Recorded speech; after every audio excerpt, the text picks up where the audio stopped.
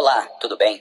Nós somos o grupo formado por Carla Letícia, Erika Mello, Heloísa Vitória, Matheus Belchior, Monique Lino e Tainara Oliveira. Hoje vamos apresentar um resumo completo sobre a responsabilidade civil do Estado, abordando seus fundamentos constitucionais, teorias aplicáveis, características do dano indenizável, tipos de responsabilidade e os mecanismos jurídicos envolvidos, como a ação regressiva e a denunciação à lide.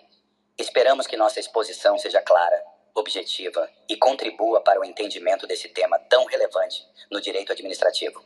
A responsabilidade civil do Estado brasileiro é, de forma geral, baseada na responsabilidade objetiva, conforme previsto no artigo 37, parágrafo 6º, da Constituição Federal. Isso significa que o Estado responde pelos danos causados por seus agentes, independentemente da existência de culpa, desde que estejam presentes 3 requisitos essenciais: o ato praticado pelo agente público, o dano sofrido pela vítima e o nexo de causalidade entre o ato e o dano. Esse modelo objetiva garantir uma proteção mais eficaz à vítima, que não precisa se preocupar em provar a culpa do Estado, apenas que o prejuízo decorreu da ação ou omissão do agente público.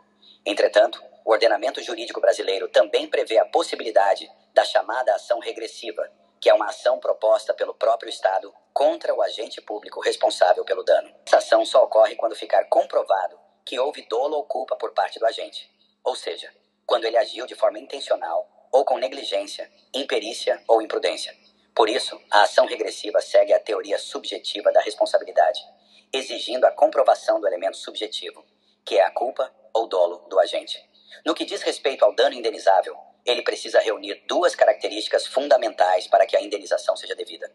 Primeiramente, o dano deve ser anormal, ou seja, ultrapassar os incômodos naturais e esperados da vida em sociedade.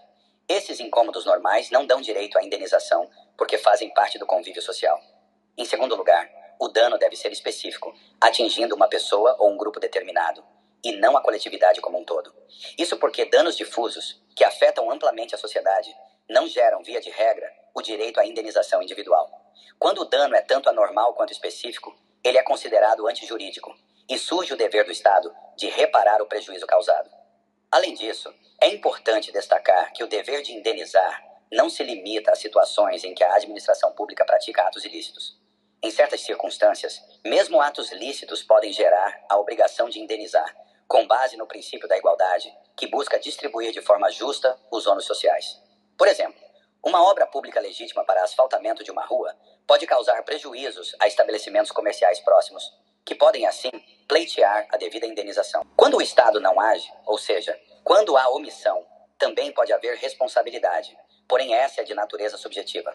Nesse caso, a vítima precisa provar que houve um dever legal do Estado de agir, que essa obrigação foi descumprida e que o prejuízo resultou dessa omissão culposa ou dolosa. A simples inação não gera responsabilidade se não houver esse vínculo legal e culpa. Por exemplo, um policial que adormece durante o serviço e deixa de impedir um furto pode ser responsabilizado, pois houve negligência.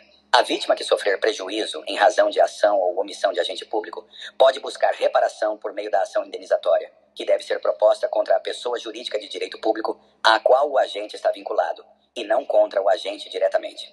O prazo para ajuizamento dessa ação é de 3 anos, conforme o Código Civil, contado a partir da data em que ocorreu o dano.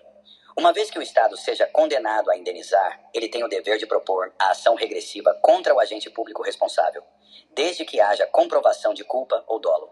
Essa ação é imprescritível, de acordo com a jurisprudência e o entendimento majoritário, e só pode ser iniciada após o trânsito em julgado da decisão condenatória contra o Estado.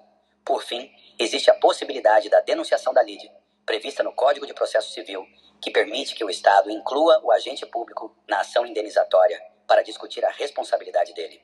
Embora essa prática possa dificultar a celeridade do processo, uma vez que amplia o debate para incluir culpa e dolo, a jurisprudência atual admite essa possibilidade como um instrumento que pode promover maior economia processual e eficiência administrativa, deixando a critério do Estado a conveniência de antecipar essa discussão.